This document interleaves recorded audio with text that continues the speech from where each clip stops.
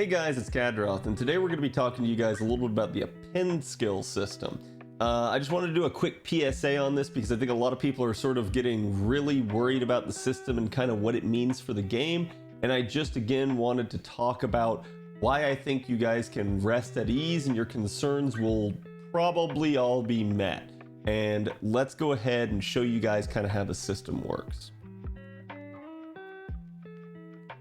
So again, one of the things that I think everybody's worried about with this system, if you guys aren't aware of how the Append skill system works, it's sort of like passives that have been added to every single servant in the game. So every servant has 3 of them, and again, it's going to require almost the same amount of investment as leveling up your skills. It will require crystallized lores to get all the way to 10. It will require materials, though not the same as the skills, to get leveled up. It's going to require QP as well. But the new sort of thing that's been added to the game here is the servant coins. Now, there's multiple ways of obtaining the servant coins, and this is the thing I wanted to talk about the most. Everybody and their brother that I keep seeing keeps talking about how this system is going to be unfair for free-to-plays. It's not going to help them. It's going to be unable to be used by them. Guys, it will be. They've already said that this last one is going to be the case. We are going to get servant coins via events. Now, we don't know how at the current moment in time. There are a couple aspects of this system that we don't know the specifics about, so that's why I'm not doing a full-blown guide here. I'm just talking about it. Again, the event rewards are going to be a way in which you guys can get servant coins. It probably will be some sort of all coin or some sort of token-based system that allow you to pick what you want. If it's not, I still think you guys will eventually be able to work your ways into that. So I would not be too up in arms about this yet. Wait and see what they do with the event system. That's going to be the important thing. Similarly, the other aspect we don't know about is how they're going to be handling welfares. Welfares have no coins at the moment, other than a couple of exceptions like Lily and stuff like that, I believe. So it shouldn't be too bad, but they're going to do something about it. They just said they'll announce that at a later date. So again, let's wait and see what they do. I think this will be a very good system for free-to-plays. And I'm going to talk about that right here. So just as sort of a brief overview, we're here on Fandom's page on the servant coins. You guys can see servant coins again were given via bond up or obtaining copies, as well as the event rewards. But they can be used on 2 things. One is going to be the new Append skill system here, which again, there's 3 for each, and each one will have a base cost to unlock. It doesn't take coins per level, just you have to unlock the Append skill. And in some cases, it's worth even just unlocking, even if you can't level it up. And then the other use for the coins is going to be leveling a servant beyond 100. So for every single grail you use beyond 100 all the way up towards 120, you will have to use servant coins in conjunction with your grail. That is going to increase the cost a lot. But again, I do think you guys will be able to acquire them over time. So I'm not super worried about this. I think this is going to be a thing that they will refine too. If they find that the system isn't covering itself enough, they will increase the amount of rewards that they're giving to make sure that people actually have access. But I do trust them on this for now. Like I said, let's wait and see what they do. But those are the 2 big uses of your coins. So what that kind of means is if you don't have a plan to level a unit beyond 100, then you're safe to use the coins on the Append skills. That's the important takeaway from there. Now, again, there's sort of a weird sort of breakdown here, and this is where I'm going to blame some of these guides so far that have been written on it, is they don't necessarily cover everything. But let's go ahead and talk about the sort of acquisitions that you get. As you guys can see, this is sort of broken down between limited servants, story locks, and permanents here. And this is based purely off court summoning. Free-to-play summoning is all permanent basically, and as you guys can see, it will award you guys the amount of coins based off of the rarity. So a 1-star only gets 2, a 2-star gets 6, a 3-star gets 15, and a 4-star gets 30 per copy that you get. Now, when it comes to the limiteds, and really the SSRs in general, it doesn't matter. You always get 90 coins for acquiring one.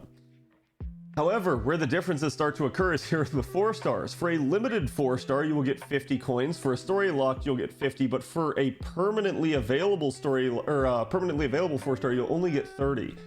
For a limited 3-star, for a story locked 3-star, you guys will get 30 coins. For a permanently available 3-star, you'll only get 15.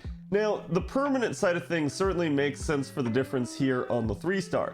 I will, however, say though that the 4-star is definitely a little bit hairier. So this is one place that I think they screwed up, especially when they kept the 5 stars all the same.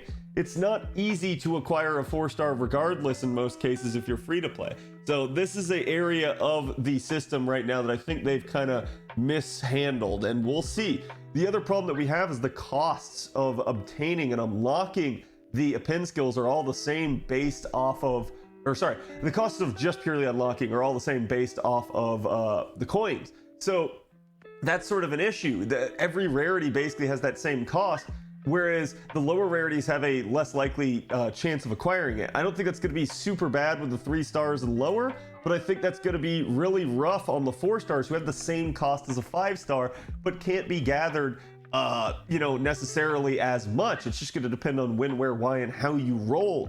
So that's a weird sort of setup for me. But again, I do think that that event is how they're going to bail you out. If they're given via event shops, if they're given via farming in an event, like drops and stuff like that, or even if they're just given in like a lotto box, that's going to change the game. So you will be able to get way more of them if that's how they handle it, but we'll see. Overall, as you guys can see, you do get coins through bonding too. 1 through 6 basically gets you 30 coins here. 7 through 9 gets you another 30, and then 10 through 15 gets you 120. So you guys can get all the way up to bond 15 a total of 180 coins. That is pretty nice, but ultimately it's still only going to be enough even right there to cover basically an Append skill and a half. So it wouldn't cover everything, and this is where I think the event system's going to come into play. They didn't want you guys to necessarily be able to unlock everything and do everything all at once. So we have to give this system time. Just like anything else in this game, it's a marathon, not a race.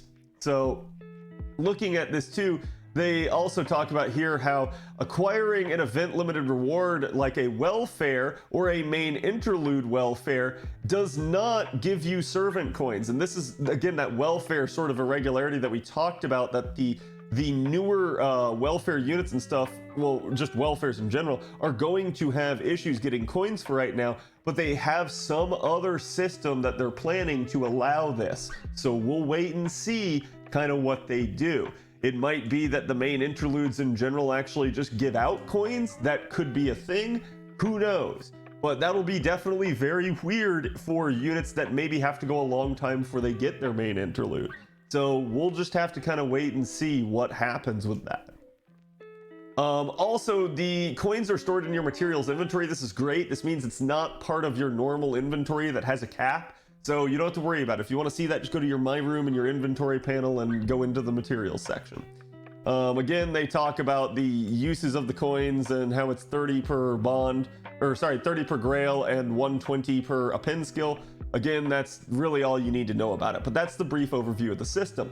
Now, let's talk about the actual Append skills, because this is what really matters to me. Again, there's 3 different types of Append skills here, basically. There's the common ones that everyone has. This is going to be the extra attack improvement, which can be really good, and the mana loading, which can also be really good. And then there's the attack damage aptitude, which we'll talk about in a little bit, and the critical attack chance resistance, which only berserkers have. But so just starting with the common skills here. Talking about the extra attack finesse improvement. Now, this is definitely going to come down to how you play the game, but to me, this is one of the better ones you guys can get. And it's going to depend to me mostly on the servants. Remember, you don't have to unlock all the Append skills on everyone right away, nor do you necessarily have to unlock them at all. It's probably within good reason a good idea to unlock them all eventually, but it's not necessarily anything you got to freak out about right now. Where I see the extra attack finesse improvement being most useful for you guys in the short term is going to be stuff that can really gain that benefit, right? This is why crystallized lores are going to become so much more useful, is Append skills requiring them to get to rank 10, and that's going to be absolutely a thing on the mana loading one. But for the extra attack ones, I think you guys will see them being the most useful on your solo artists. That is, your people like Herc, like Ku Alter, like OG Ku, anyone that's really good at soloing stuff. This is going to be amazing for them because you guys can rest assured that they were just always going to get that extra attack. So this is going to be a just nice, tangible increase to their damage, and for that reason, they need to be one of your chief priorities for unlocking this one on. Now, there are still some other people that you guys might want to do this on. Again, your main waifu or husbando is certainly a consideration, especially the more you use them. But there's some other people here too where I'm going to say it kind of makes sense. Summer BB is very likely to end up in card chain type scenarios, and it might make sense to unlock it on her if you just wanted to lock her cards, or you're confident that you're going to be using someone with her. Again, you guys might try to card lock in Super Orion skills, and Super Orion is a good solo artist anyways, but who knows, it doesn't have to be him, it might just be any other unit. That unit that you pair with Summer BB is probably a good person to use this on, and maybe even Summer BB herself. Same thing with Bunny Artoria. Artoria Ruler has a card shuffle skill that can lock out one person's cards. That might also be a good target. Potentially as well, anyone that you maybe would use in a comp with her. So these are the places that I find it to be really nice. And then there's a special shout out to Space Ishtar, who already had an additional extra attack increase in her kit. So this is just going to make that even stronger if you try to use it on her. Overall, I think this is a good one for those people. And then we get to mana loading. Mana loading to me, especially if you guys are farming oriented, and again, in this game, a lot of the content is farming oriented. Everything is about preparing your account for the trials and tribulations it's going to have to overcome. So, mana loading seems like it's going to be a really, really, really good append skill for a lot of people, even just to unlock. Even if you just unlock it and get that rank 1 for 10% charge, that is going to be amazing. So let me explain why. For starters, again, I think this is going to be a great system for the free-to-plays and the people that maybe have, just kind of limped through. They've only got the 1K scope. They're always coming to me and going, "Cat, I don't have a super scope. How can I do this? What do I do?" This is the system that's bringing you the super scope. If you guys have been down on your luck and you've only managed to get maybe 1K scope in all of your time playing, this system absolutely can turn one of your units into a super scope user. You throw that 1K scope on, and then this starting charge here that you guys are going to get maxed out at rank 10 gets you the 20%. That's amazing. That unlocks entire strategies you might not have had available to you before. So stuff with the quick loopers, like using MLB, using a fragment of 2004 in order to be able to use the NP gain and stuff like that. That's always been a more a better strategy to use with super scopes, versus now you guys can do it with just a normal K scope. And you might be going, "Well, Cat, I don't even have a K scope."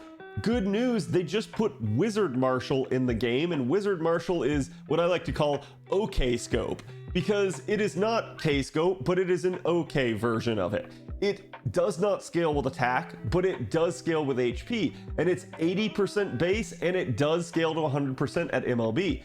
The reason that's important, it just gave you guys double the odds of pulling a K scope. That's good.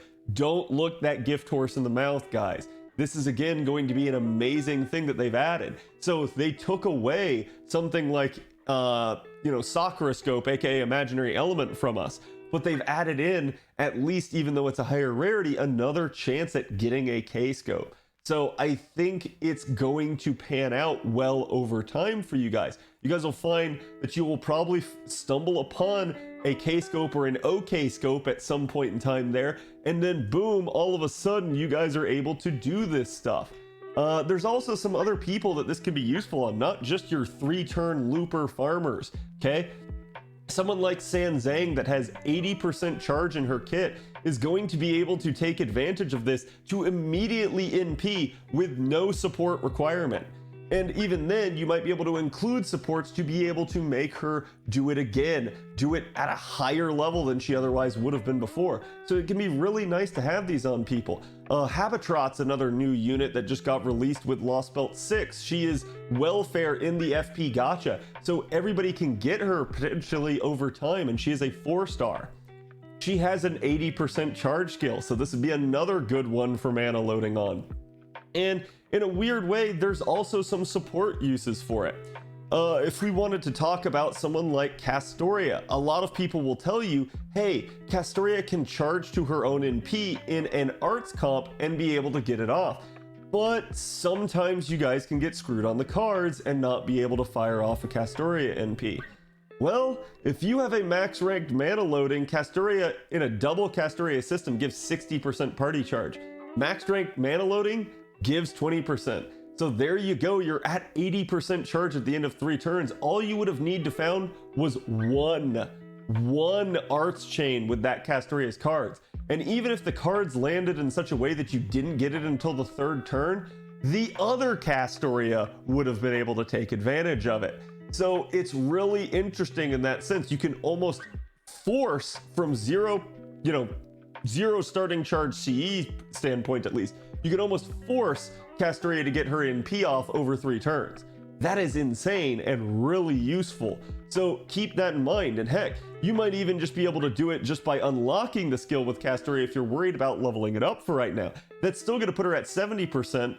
One chain, and especially if you pre-card with that arts card, can get you that 10% that you would need extra there to get it off. So again, I think these are going to be some really, really nice uses of these append skills. So while they're super useful, don't freak out and understand there's going to be people you want to get them on first, your priority targets, and make sure you guys save the lures for that, especially if you're on NA looking forward to this. JP's in a little bit of a crunch for lures and grails right now. We'll have to see how they handle this over time. My personal hope is that they increase the amount we're gonna get. There's already been some discussion of more grail fronts, of more main interludes, of more stuff coming, so I think they will. Now, the next one that we have to talk about here is going to be everybody's 3rd skill. That's what these two both are.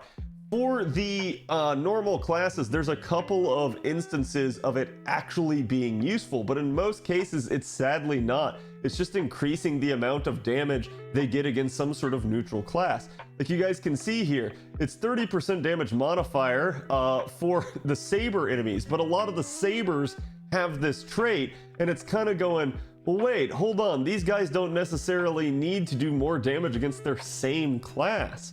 Where this one's sort of going to be useful would be if an archer had it. Well, there's no archer listed here that has the trait.